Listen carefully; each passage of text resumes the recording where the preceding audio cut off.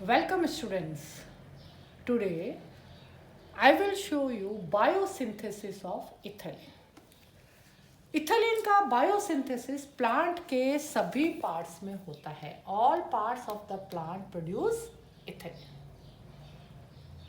जो shoot apex है उसमें सबसे ज़्यादा इथलीन प्रोड्यूस होता है. हमारी जो डाइकॉट सीडलिंग है नोड्स, उनके नोड्स जो हैं वो इंटर नोड्स के मुकाबले ज़्यादा इथलीन प्रोड्यूस करते हैं. Nodes of the dicot seedling produce more ethylene than internodes. Roots produce small amount of ethylene. Fruits, जब मैं आपको इसके फिजियोलॉजिकल इफेक्ट्स बताऊंगी तो बताऊंगी फ्रूट्स जो है दो तरह के क्लिमेट्रिक एंड नॉन क्लिमेट्रिक फ्रूट्स होते हैं. कुछ फ्रूट्स जो कि राइपनिंग के समय बहुत ज़्यादा इथलीन प्रोड्यूस करते हैं, इसलिए उनको fruits produce during ripening very high amount of ethylene. Biosynthesis of ethylene का पूरा मैंने मॉडल बना रखा है. देखिए आप ये मॉडल. इथलीन जो प्रोड्यूस होती है आइदर शूट एपेक्स में या ड्यूरिंग फ्रूट रैपनिंग और on the all parts of the plant, उसका जो की प्रोडक्ट है वो है मिथ्योनिन. आप लोगों ने मिथ्योनिन के बारे में सुना होगा. Methionine and cysteine, they are the two sulfur containing amino acids. Amino acids आप देख ही रहे हो कि this is the carboxylic group and this is the amino group. तो methionine and cysteine ये दो जो सल्फर कंटेनिंग अमीनो एसिड्स है, इनमें मिथ्योनिन जो होता है इसका प्रिकर्सर होता है इथलीन बायोसिंथेसिस का. और इसमें आप देखिए जो थर्ड और फोर्थ कार्बन है, यहाँ से हमारी जो इथलीन है वो प्रोड्यूस होगी.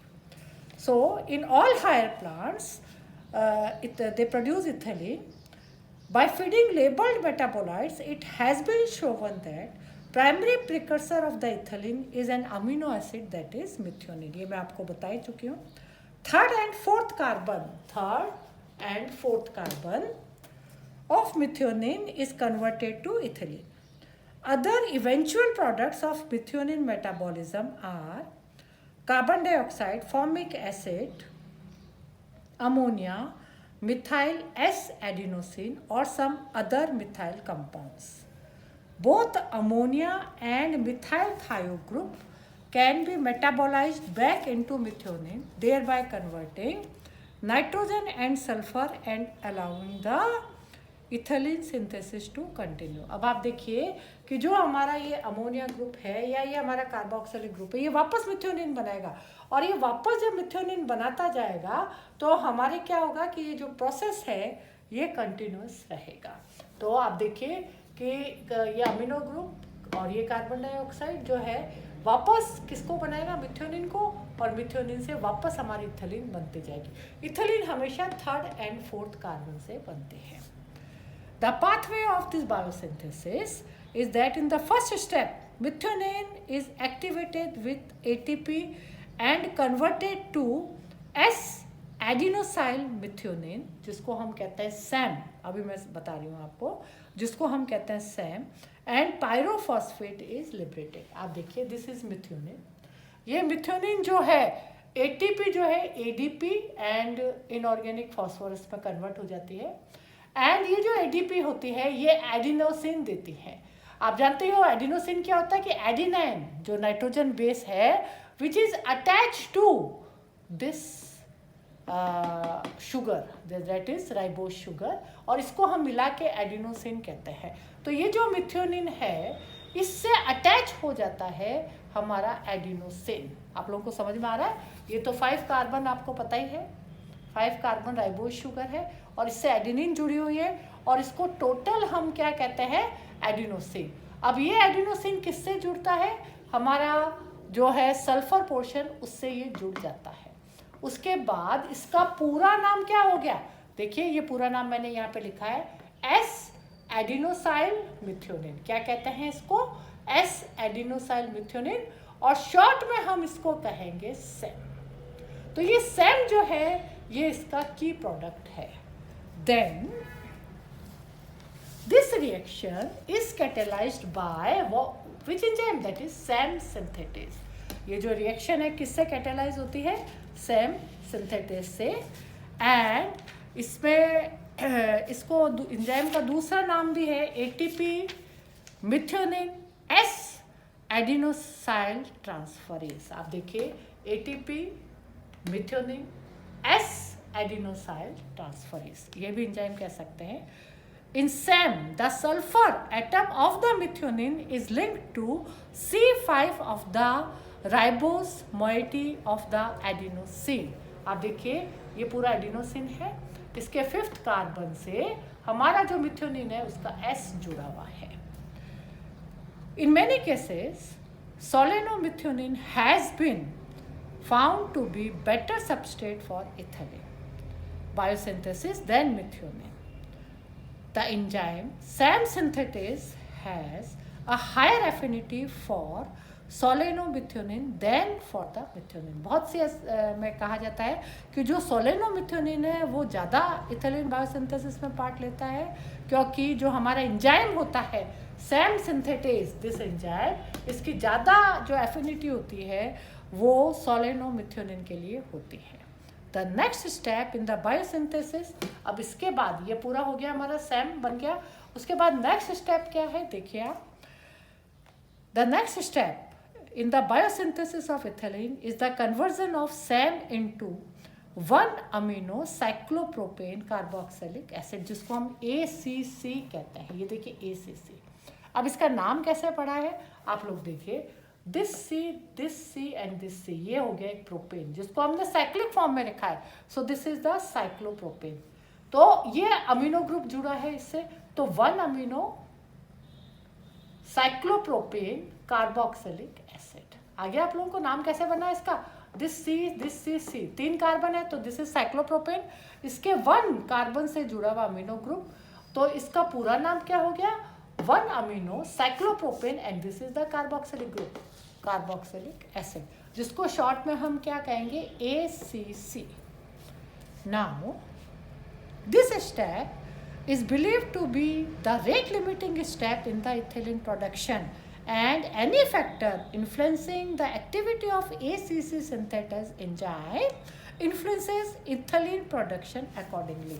ये जो स्टेप है that is SAM is converted into ACC, it is an rate limiting reaction because क्योंकि जो भी चीज़ें हैं वो सब यहीं पर एक्ट करती, इस एंजाइम को इफेक्ट करती, दैट इज ACC सिंथेटेज को। कौन कौन सी, जैसे इंडोल एसिटिक एसिड 2 अगर आप या वुंडिंग हो जाए प्लांट में, या स्ट्रेस हो जाए या पैथोजन हो जाए, तो सब इसी एंजाइम को अफेक्ट डालती है और इसका जो सिंथेसिस है वो रुक जाता है। इवन इथिलीन बायोसिंथेसिस के जो इनिबिटर्स होते हैं, इथिलीन बायोसिंथेसिस के जो इनिबिटर्स होते हैं वो भी यही काम करते हैं।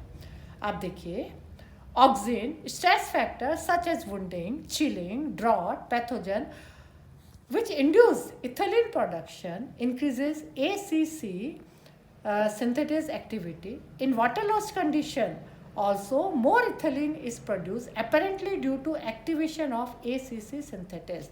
The chemicals such as amino ethoxy vinyl glycine AVG, जिसको हम कहते हैं AVG, this is the inhibitor।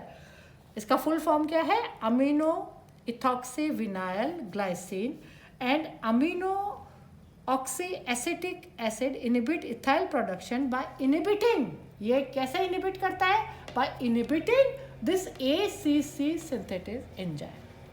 Now ACC synthetase was first isolated from tomato pericarp tissues. Since then it has been isolated and purified and characterized from several tissues। इस enzyme को कैसे पता पड़ा कि ये जो सैम है वो ACC में चेंज होता है, तो ये एंजाइम जो है बहुत से रिसर्चर्स ने इसको आइसोलेट किया है और फर्स्ट किया इसने टोमेटो पेरिकार्प से। Since then it has been isolated and purified and characterized from several tissues। It requires pyridoxal phosphate as a cofactor and SAM as a substrate। इसको pyridoxal phosphate तो चाहिए cofactor के रूप में, और नेचुरली इसका जो सबस्ट्रेट होगा वो ये वाला होगा, that is SAM। Now the final step of biosynthesis of Ethylene is oxidative cleavage of ACC to form ethylene, carbon dioxide, hydrocyanide by an enzyme, ethylene forming enzyme. Ethylene forming enzyme, that is EFE. इसको हम EFE भी कहते हैं, ethylene forming enzyme.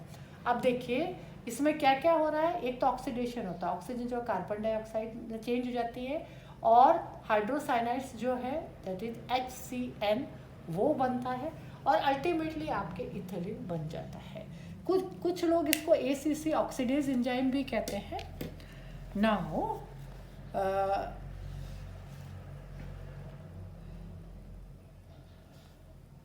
HCN is ultimately converted to formic acid and ammonia. This reaction requires oxygen and it is activated by light. The enzyme is induced by ACC in carnation flowers. During senescence also it increases. The enzyme is thought to be located in the membrane including plasma membrane and tonoplast. The enzyme is thought to be located in membranes. ये आपको पता है, plasma membrane और tonoplast दोनों में ही ये पाया जाता है enzyme. This enzyme requires ferrous, that is Fe+2 for its activity, as well as ACC and oxygen as a substrate. Oxygen बहुत ज़रूरी है इसके लिए, ये भी सबस्ट्रेट का काम करेगी. And this ACC, that is 1-amino cyclopropane carboxylic acid. मेरे ख्याल से आप लोगों को नाम समझ में आ गया होगा कि किस तरह से हम इसका स्ट्रक्चर बनाते हैं. Then wounding induces a rapid increase in the activity of ACC synthetase and ACC oxidase, which are resulted increase in the ethylene production. आप देखिए wounding हो, चाहे आप IA दो, चाहे आप स्ट्रेस हो, चाहे कोई पैथोजन है जिससे इथिलीन का प्रोडक्शन बढ़ जाता है, तो ये सब जो है या तो ACC ऑक्सीडेज एंजाइम की एक्टिविटी बढ़ाता है या ACC सिंथेटेज एंजाइम की एक्टिविटी बढ़ाता है. So this is about biosynthesis of ethylene. मैं अभी इसका PDF प्लस इस मॉडल का फोटोग्राफ भी आपको शेयर कर दूंगी. बहुत ही इजी चीज़ है. आप सल्फर कंटेनिंग मिथ्योनिन का फॉर्मूला लिखिए, उसके बाद आप इस मिथ्योनिन से जोड़िए एडिनोसिन. एडिनोसिन का मतलब एडिनिन प्लस राइबोस शुगर, तो वो टोटल मिला के हो गया एडिनोसिन. उसके बाद आपके ACC बनता है. ACC बहुत इजी नाम है इसका, that is 1-amino cyclopropane carboxylic acid, and ultimately उसका ऑक्सीडेशन कीजिए तो इथिलीन बन जाता है. Thank you so much.